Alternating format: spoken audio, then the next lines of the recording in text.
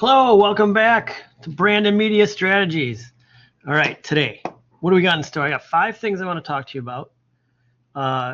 One, you got a message about just the tricks and tips. Talk about layout. I want to talk about a checklist you should start using for every assignment you ever do from here on out. I'll be using it, and so will some other instructors.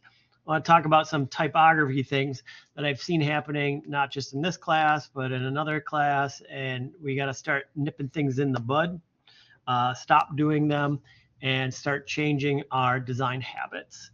And then I want to get into ideation on this awesome Summerfest and Bubbler design, and I'm going to show you like how I would do it. And like I said, I'm going to try to do this with you, just time depending. I want you to see what I do as I build it out, so you know how to build it out, and that's what I'm most excited about. So let's get into it.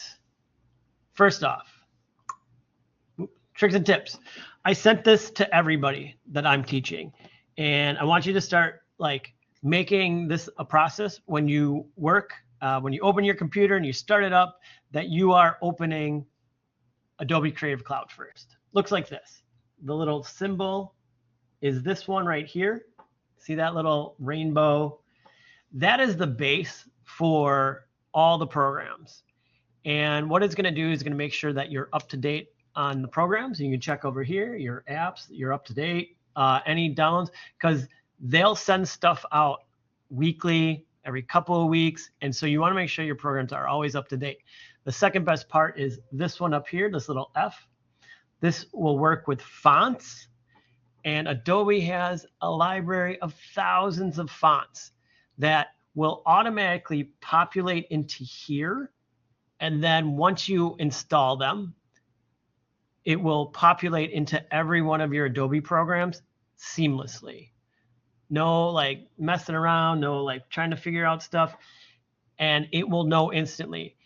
And also what will happen is if somebody uses a font from the Adobe library out here, I'm going to click onto this. Yeah, it opened in a different window. So I go out to the Adobe library, browse more fonts, and say I use Placacacto on something. And I add it to my family, because all you have to do is hit add family. And then the font's available. And then I go here and I have it. Now I can do recently added. Sometimes it takes a minute. Like there it is. Placacacto, it's here. I got the whole system. And then you install it. So you can install the family. I hit install. Okay, got it.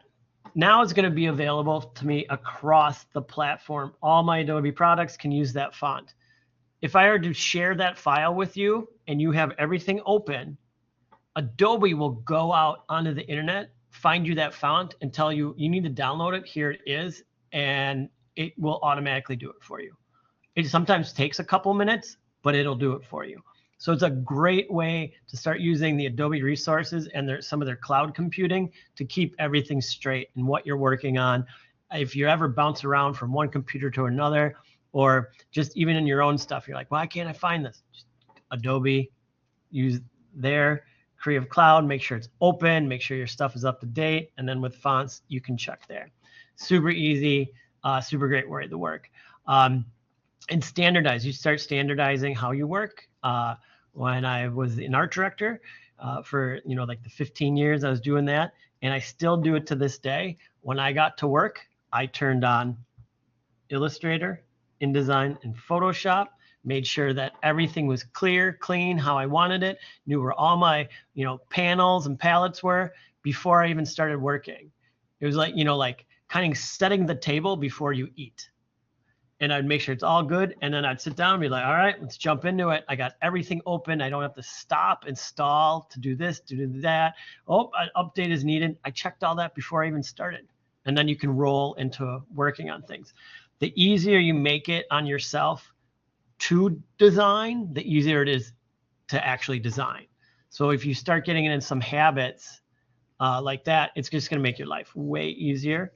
It's going to make your designs way better because you'll be spending more time designing, less time putzing around trying to figure out why this isn't working, where this is, and if that's over there and under here and all that kind of fun stuff. So, and I'll be talking more about this style stuff in the future as well. So kind of start doing it, get in the process, start doing it. All right. Layout.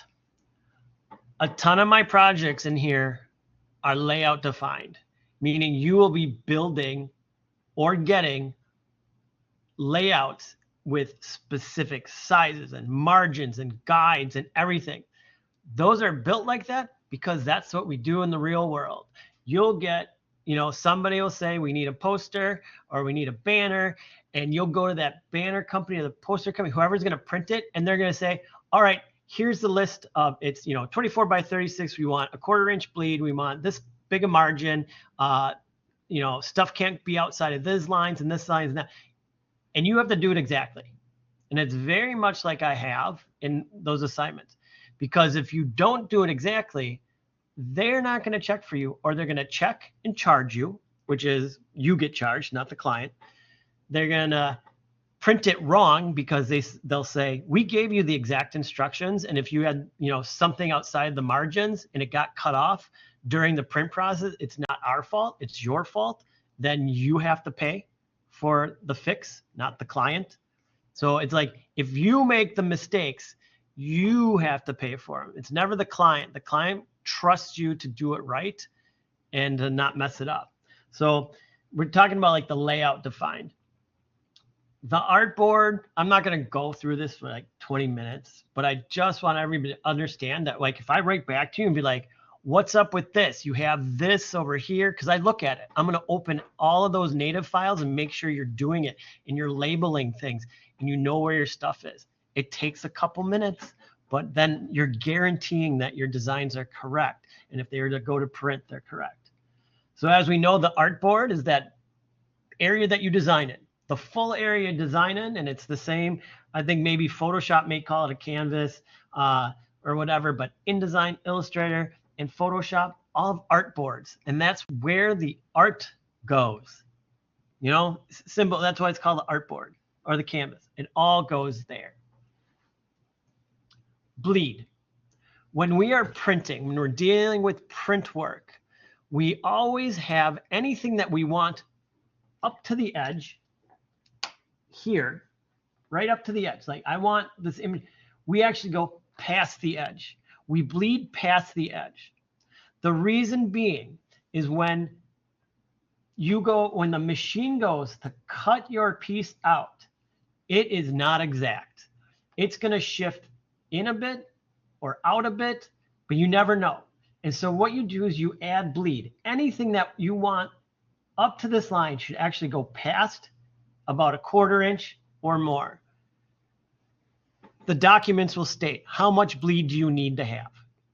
And it's very important. It's especially important in magazines, any kind of book where you're dealing with a spine. Super important to get bleeds right, because bleeds are bigger on one side than the other side. And so if you don't start working with bleeds and if you always work up to your exact artboard, you're going to get messed up all the time. Then you're going to get charged. Like, all this stuff happens. Start working to the bleed, knowing that anything that goes past, you won't see, but is there it's a safety net is what it is. So that's why we have bleed on there. You never know what's going to happen, but you want to make sure your safety net was out, that when it gets printed and it shifts a little bit, it still looks great. There's not like a white line on one side. Why is there a white line? 16th white line on the right-hand side. Oh, you didn't have bleed on it, and it shifted. We told you to add bleed, is what they're going to say. So that's why we have bleed. Crop marks. These are the indicators of where your artboard is for printers. And like I said, these are called Japanese crop marks. I prefer them over standard crop marks. It shows like where they're going to cut. They're going to cut this out off these crop marks. Easy peasy. But that's what they go off of. They don't go off of your artboard, because what they're going to do is they're going to print this oversized. They will print this piece of paper about, I don't know, set on? When they print it, they will print it on a piece of paper that is bigger than your whole thing. And then it will go into a machine that will cut it to the crop marks. So all that other stuff gets cut off, and that's what they go off. They don't print it and cut it to the size of your artboard. They actually oversize print it and then trim down. They trim it down to size. And that's why we have the bleed on there. If you ran it right up to the artboard and only did that, it ends up looking like crud and all that stuff. So that's what the crop marks are for. When they print it bigger, they print the bleed, and then they crop in on it. They trim it out. Grids in design, these are just to help you. I use grids. You can turn them on, turn them off, make them how you want, but it helps you get things aligned. Things should always line up. You got two images side by side. I hope that, gosh, they're lined up perfectly with each other and not one's a couple pixels higher. We're down to they should match exactly. And I'll go over this kind of in the future as well, making sure like know how to use align in InDesign and Illustrator. You got two things, you want them aligned at the top, know how to use that tool. I use that tool every day. It's an amazing tool. But grids also help. You snap the grid, boom, boom, boom. And it helps with some stuff like manuscript grid, column grid, baseline grid, which you should have learned about in typography. Guides, these are similar to grids. These you pull for yourself. I usually have you pull a center line and a center line. It's always good to know the exact center of your piece. So then you have a baseline of like when you're setting stuff up, like, okay, I know where center is. And then I work backwards from there. I'll work the design out from the center, knowing like, okay, I should have enough room over here, do this, that, the other. So I always have you put in those center grids, center guides, and that's to help you. And I do it when I do my work myself. I make my document, pull my center grids, and I know, okay, great. This is where stuff will start to grow and be aligned to. Don't deny that. Last, but most important, and you'll hear me talk about this over and over and over, and I have another lesson on this, is the margin. The margin is the area in which you stop putting important artwork before the edge of the artboard. You never design up to the edge. You don't have type go up to the edge. You keep a margin. I like to call the margin design's personal space. You don't put two things touching each other. You don't put text touching an image. Give it some personal space. Give it some margin. So every one of my pieces that you're going to design will have a margin. Don't have important stuff go past that margin. It'll get cut off. And that's why when you work in professional and you start doing stuff, they'll have a margin set for you, which they'll tell you like, there's no guarantee that anything past the margin will show up. That's how, our shift may be that far off that they'll warn you. Anything important past the margin, we cannot guarantee will look great. And that's what that's for. And then two, it just doesn't look right. You need to start designing and giving every part of your design some personal space and some room, and not just always have things touching each other. It's not about having things be as big as possible and touching each other, thinking that that's how the information is conveyed. It's not. More space, more open area is actually easier to read, easier to look at, and easier to consume than something jammed up with, like I have. You have your 100-word box of text and a title right on top of it and 5 images all squished around it. And you're like, I did it, and it's all big as possible. Oh, no, make things small. I want to be able to look around and be like, I have breaks in between. So the margin is important on the document, and it's important in between items as well. So keep that in mind. That's why you do the assignments the way you're doing them.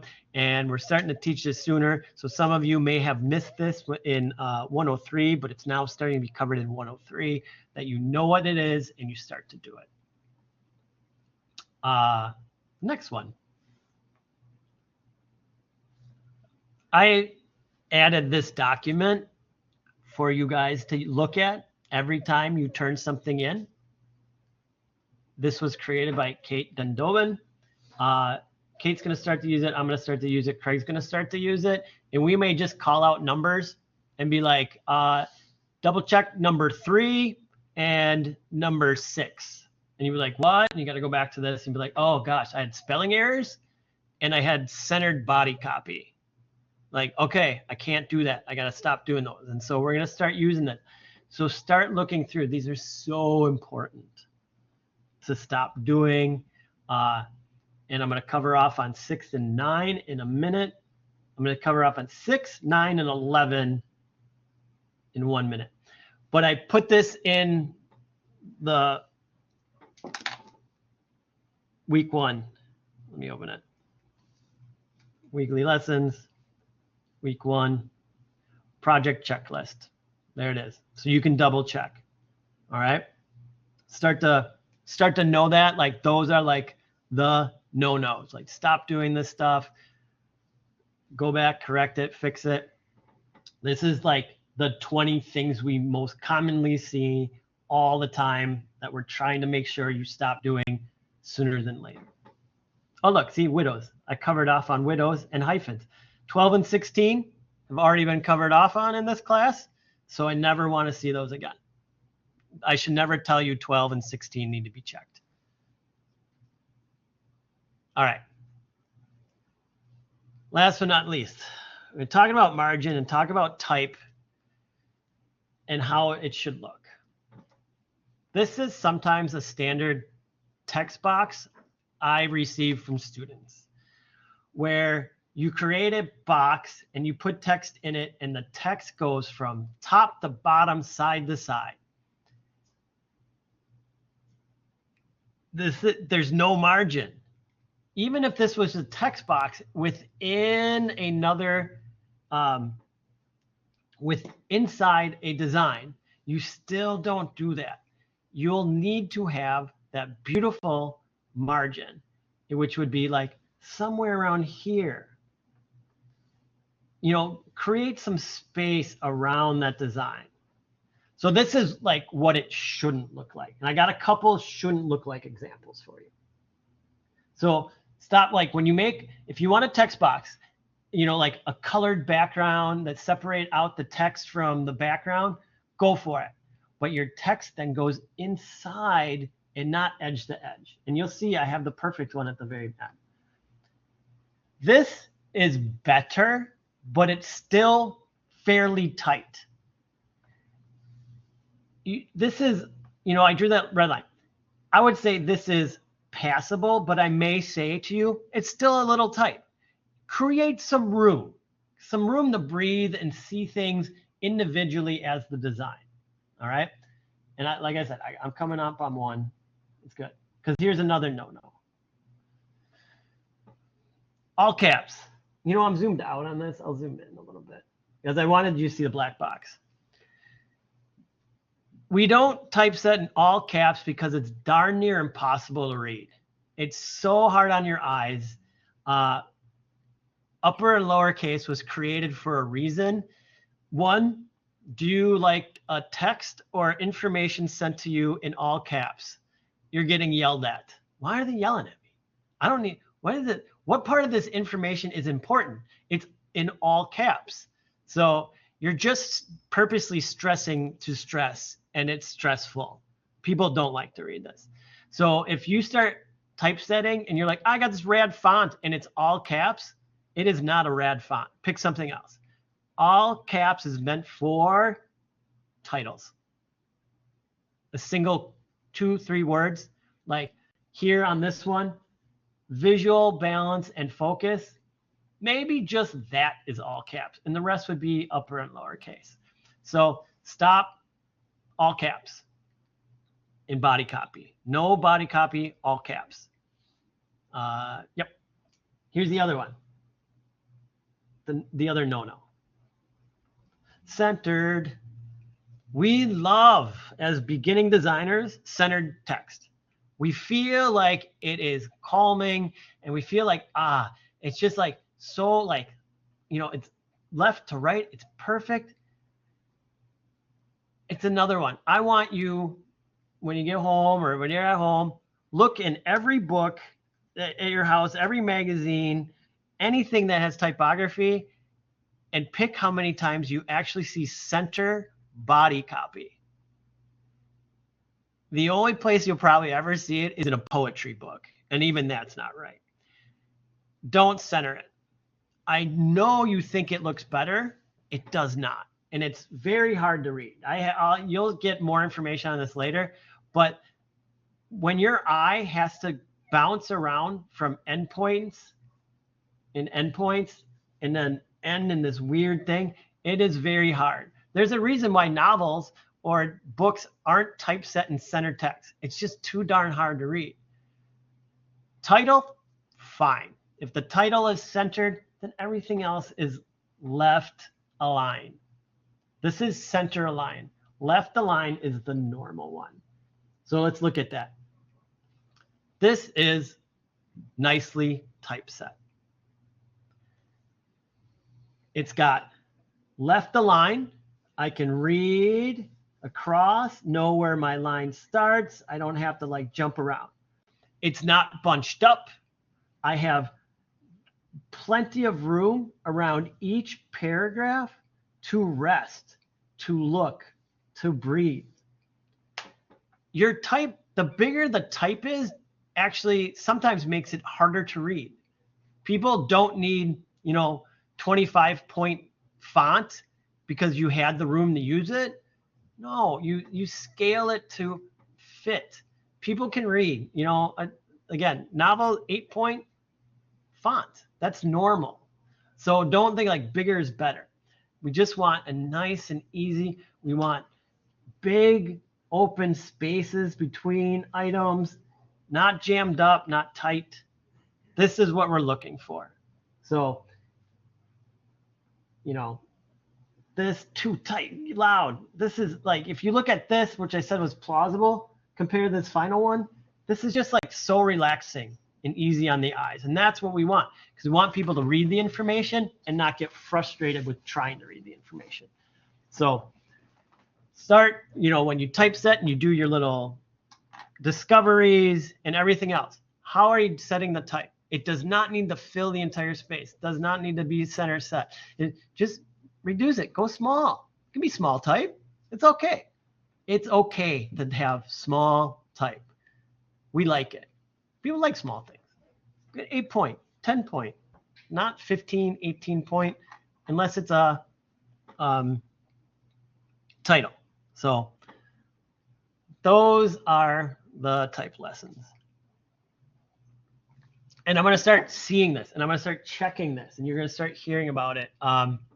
You might even hear about it. I haven't gotten to check anybody's work today. I've had a busy day here. I have a class over this, but hopefully I'll get a bunch done. But you may be hearing that I'm going to say like, oh, remember we talked about in class, recheck it, do it again. So that's the kind of stuff to stop doing.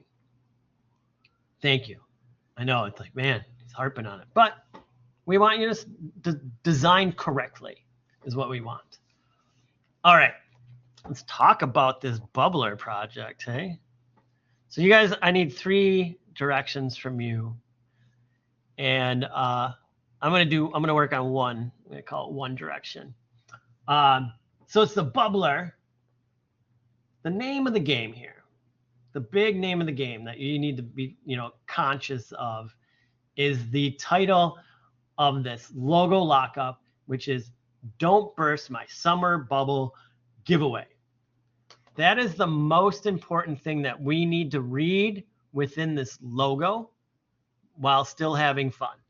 All right. We need that bubbler logo and the correct Summerfest logo attached as well. You can find logos so easily. There used to be, Brands of the World. I think this is still around. Brandsoftheworld.com has like logos for everything. And you just type it in. Oh, look, I've gone here before and done this. And it might not have it. It doesn't have everything, but it's a good place to start. None. All right. But then you can go, and if I just type in Bubbler logo vector, I'm going to get something that's darn near perfect. Go to images, and you're going to have to click around, and you want giant. So if you go more tools, size, large, then you get another one. And it can be black and white because you can change the color. You guys are really smart designers. Anything that comes in any color, you can change it. But if you don't start large and it's super pixelated, I'm going to be like, why is it so pixelated? Like, why you couldn't find like a large enough logo to like work with it and then do a image trace or trace it yourself? I mean, it's funky to begin with. It should be simple enough to get this logo a high enough res that you can use it. This is awesome. This is 1700 pixels wide. That's a very large logo, and that's a great place to start. So look around. Don't take that first one, or like when you go to the website has wonderful stuff to pull from, but don't grab this one. That's how big it is. If you grab that and try to work with it, it may seem huge on your computer. This is small, and it's just going to blow out. Find the bigger one. You're right. I mean, you take that. That's, grab that. But there are bigger logos out there. It's not necessarily the logo on their website is the biggest one around that you can find. But like, look at that. Like that, you can pull. There's a, like the things that are big are going to be big, and you can use some of that to your advantage. The other logo, Summerfest. Everybody grabs the wrong Summerfest logo. People grab this old Summerfest logo. This is what I want. Summerfest. S, smiley, M-M-E-R-F-E-S-T. This is their logo. You can cut off this June part at the bottom and just have that logo. I don't want just the smiley. I don't want a super old logo. I've gotten that in the past too. But like, if you go to the website is most up to date. Then you can do another Summerfest logo search. And then like, if you come up with this one, I'll be like, where did you get that logo? Oh, this with this pink outline? Horrible. These are old. We want the newest one from their website. There we go. You go here. Oh, and they have a press room. I bet you the press room has it.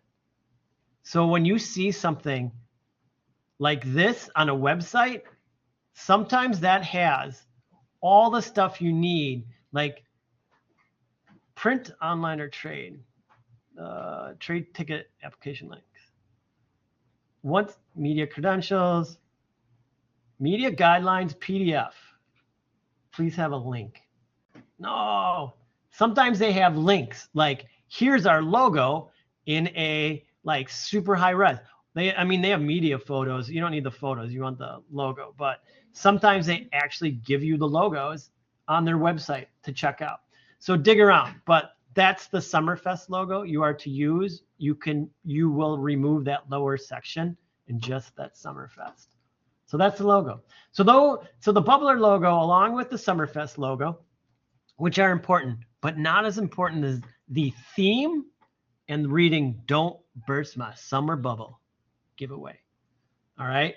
So how do we want to go about this? I thought about it for a little bit, and in my thinking, I was like, I know what I want. I want like kind of maybe like inflatables. Thinking summer. I'm thinking fun inflatables. And so what did I do? I went on Google and hit images, and I started typing inflatables. I want to get some imagery and start like looking like, how can I use this to my advantage? Do I like this? Well, maybe this. This pineapple is kind of funny. With the pineapple work, I could kind of use it, but that center is too small. You know what I mean? Like if I were to be like, that center, I could put the text in the center, but everything would get lost. That's too small. Maybe not that, but maybe I could work with that. And then you just kind of jump around and you start looking, you start thinking like, what could work? And this is for me, not for you. You guys got to come up with your own. And this is that theme, 3 different themes. My first one is like inflatable, bubbly. The next thing then I was like, oh wait, what if I type in tropical? And I'm starting to get some like, I had an idea, and it's like kind of like this. This is a beverage holder, but it's kind of like what I kind of was thinking about, because I did a little drawing, and I'll show you my drawing in a second.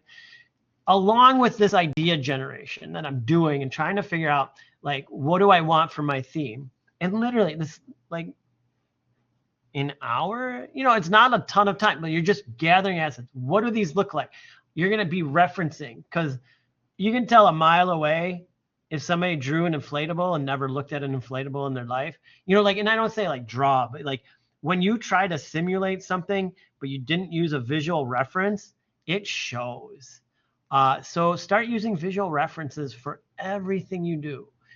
Even if it's a logo and you just want a palm tree, look at a palm tree. If you want a palm tree that looks like an inflatable, look at an inflatable and kind of like copy it. That's what we do. There's no harm in using visual references to get your stuff to look correct. So get them, like they're out there. Like, this is great. Oh, it's a great, but I don't, maybe I'd accentuate the palm tree, the palms a little bit. Then I thought, oh, you know what? Let's search some fonts. I typed in inflatable in font. Like, what do we have? Would this work for me for a font? Maybe. Like, what else do they have? And this is Google. And maybe this like gummy. That's at least cute. Check that out. Zicklets. And you see, that's really nice, actually. I'm digging that, but it's 270s for the view, like for what's in my head. But I love it. And you know what I want to do? Boop, add family. Does it matter? No. Well, why not have those? What if I typed in bubbles? Ooh, fuzzy bubbles, font family. What is this? Oh, that's dumb. What? That just like looks like Comic Sans. Bubbles. Bubble. So like dig around, look around, find some stuff. Again, I got that one. Then I thought to myself,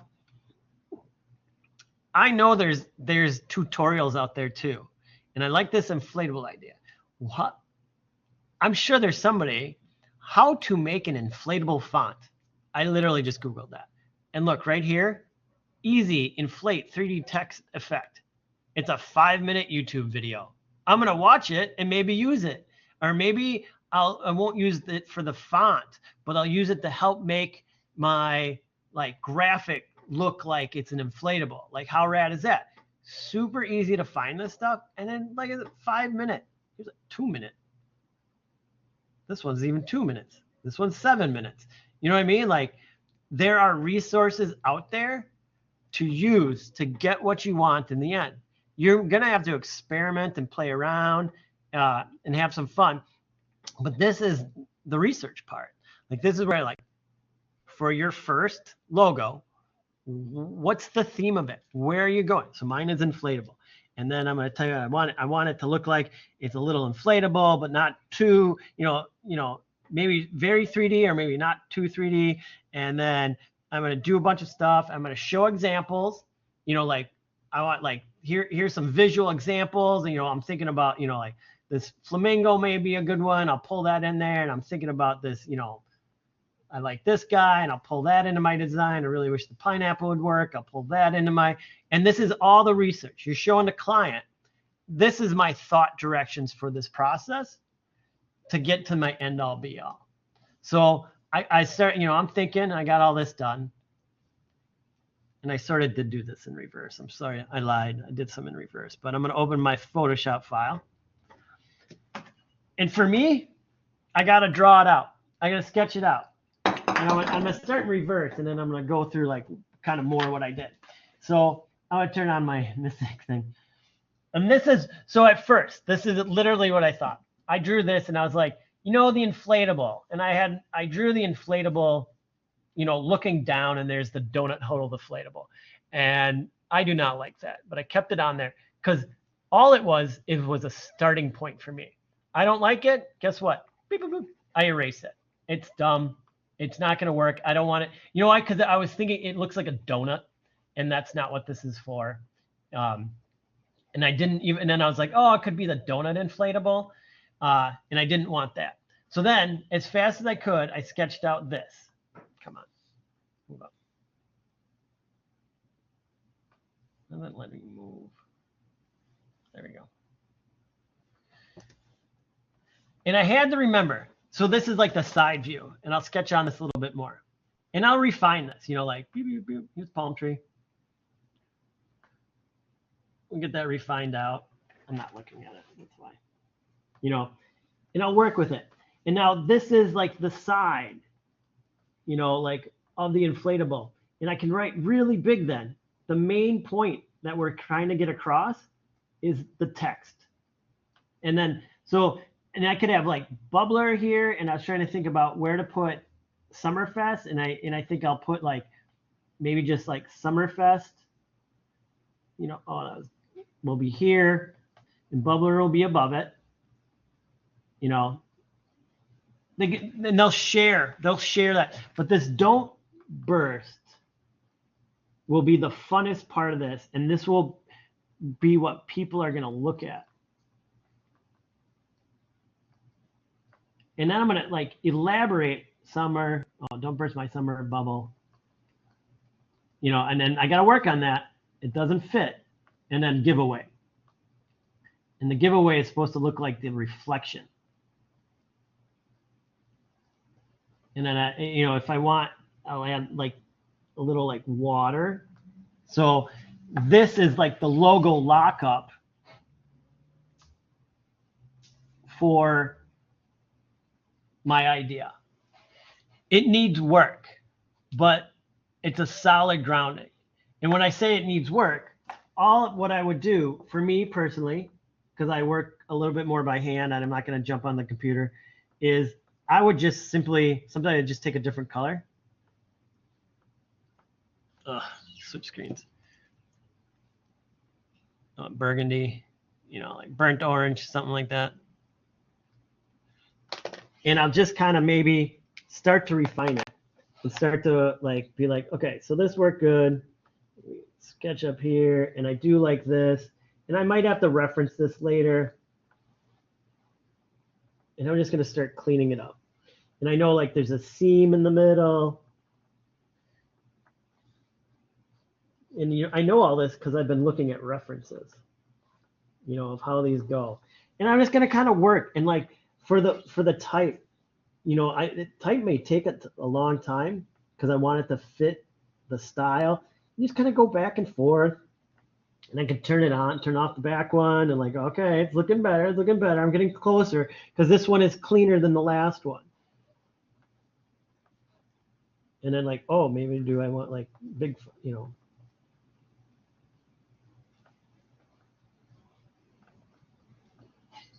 You know, just kind of lay it down. I might eventually use a font, or then I might be like, well, do I want those letters actually to go up higher?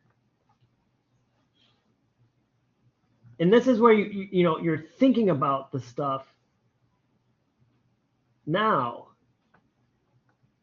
before you get on the computer and like start designing it, because you can sketch this stuff out, get your ideas. I know everybody's like, I don't know how to draw. You sort of do, and it's gonna be easier.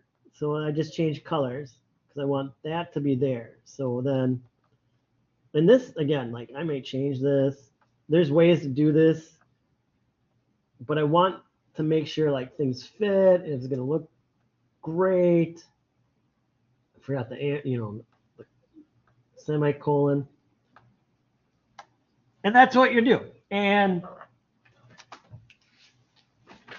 for this project, you know, we talk about the time restraints and how, you know, oh, it's going to take, you could, oh, I just lost the, sorry, I lost the stylus. 1 hour on research, build out that template, you know, and then spend 1 hour on each design. You just come up with an idea. Here's the other part that's very important to know when we work on these projects. And you have time. Don't do it on next week, Tuesday. I think it's due Tuesday at the end of the day. Don't wait till Tuesday. One, we're moving on. So if you're like, oh my God, I do this, and they're telling me the other stuff I got to do, blah, blah, blah, and then you're freaking out. If you wait till the last minute, it's going to look like the last minute, and then I bust you on it too and be like, oh, it looked like you did this last night. And you're like, yeah, I guess I did. Do one portion one day. Do another. I do ideation on one another day. Then do another one day, another one another day. Here's why that is important when being a creative and you have the time. Because when you have a job, you know what they're going to ask for? We want this assignment, this like come up with 3 ideas, blah, blah, blah. I'd have 2 days max. Like they'd be like, yeah, can you come up with 3 ideas by, let's say, you know what it'd be? Today's Thursday. Like, can you do it by the end of day Friday? Sure. Yep. And I still have to do all the other work I had as well.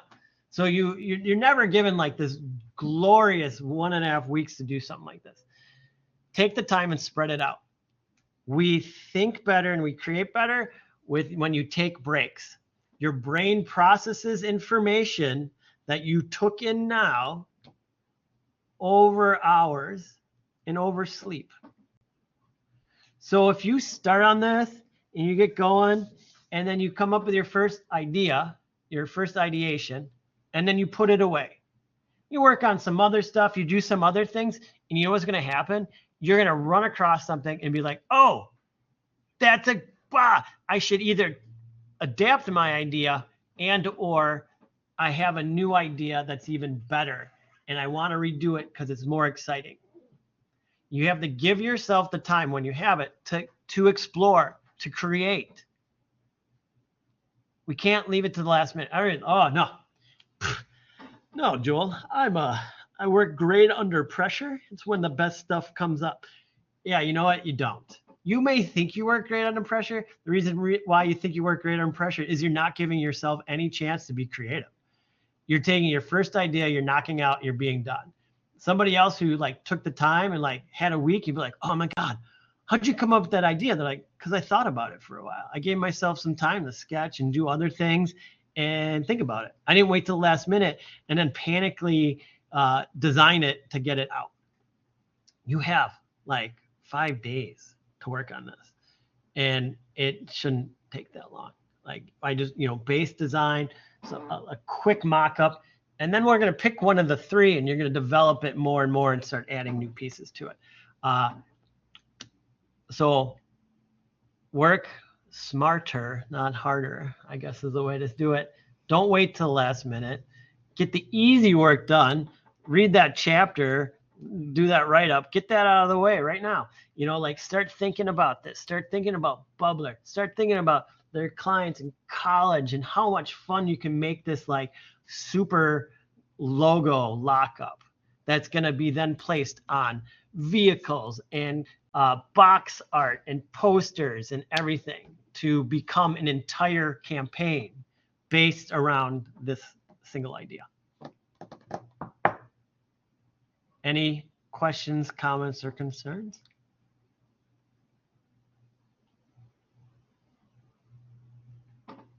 All right. You know how to get a hold of me. I have another class after this. Hopefully after that, I will start checking homework and the midweek review for the day and get back to you on some things. You know how to get a hold of me if you have questions, comments, or concerns. Midweek review doesn't always get checked on the weekends. And so if you're like, I'm going to post everything Friday night and hope to hear back right away, is going to be a little bit post sooner, but I'll check on Monday. I'm there on Monday. If I have time, I will check on the weekend. I'm not opposed to it, but sometimes things get busy. But man, I check Monday through Friday. I'm always checking it. I actually get pissed if I miss something. So there you go. Let me know if you need help with anything. I'm around, and you can email me on the weekends or text me and chat me and be like, I have a question, and I will get back to you. Like, if you show immediacy to it, I will help you out, or I'll let you know, like, I'm not at my house right now. I will get back at 5. I will contact you then. So yeah, you're not on your own. It's not like weekends I'm ghosting you, but it's just a little bit harder. So cool. Thank you very much. Do good type, do good design, have some fun. Be excited about this one. I'm super excited about this. I'm going to work on it this weekend, I think, too. So, yeah, there you go. Thank you. I'll talk to you. Oh, I have a question about Discovery. For the Discovery, you have a set size that it's supposed to be. So the font should be within the parameters of the size. You can go down to 8-point. Again, it's what looks fantastic, not what size is the font. I played around. So you know that little experiment I showed you with all that? I think I was going like 10.5. Like I adjust fonts to the 0.25 sometime to get it to look amazing. It all depends on the design. Yeah, the poster. 12 if it's large poster. We're never doing a large poster. But it all depends on the real estate of what you're working with. So yes, if you are doing a large like venue poster, it would be a large font. But again, you do it to make it look perfect. Did that answer your question?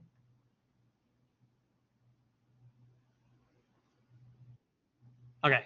If you have more, if you want to know more, let me know. I'll check what you're posted and I'll let you know. I'm happy to help you, all of you, become excellent designers. All right. I'll talk to you later. Thanks.